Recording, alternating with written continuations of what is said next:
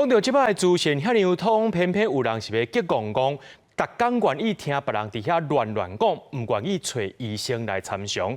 讲到咱观众朋友要特别注意哦，咱国内第6座的 COVID-19 疫情当咧压悬，如果这7月会达到高原期，到时阵呢，可能会超过1000人因为 COVID-19 引起镜头去住院。这立法院的护生会今日邀请中央甲专家学者，伫即马这个后疫情时代，检讨过去的防疫政策，也探讨咱台湾的防疫政策未来会当安怎做，变搁较进步。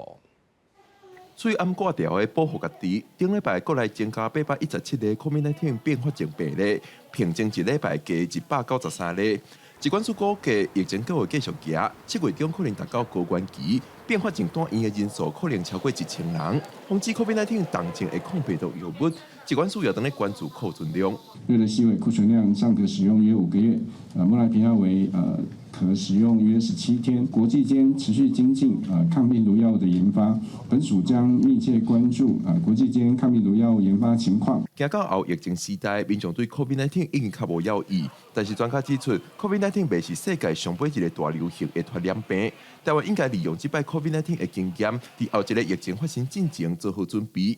专家认为，若提升整个国民健康状况，就算后一波疫情到位，疫苗也未研发出来，国民也通较有免疫力保护家己。COVID-19 的时候，重症跟死亡上重要的是有一寡风险的因素，风险就是啥物慢性病的啦，生活环境不健康啦。在下一个疫情出现的时阵，咱应该做的代志就是慢性病防治，来处理咱的环境。后疫情时代。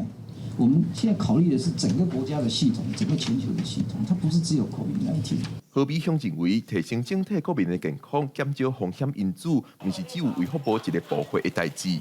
亲像空气污染、化学物污染，这个环境部的管理范围也要做伙考虑。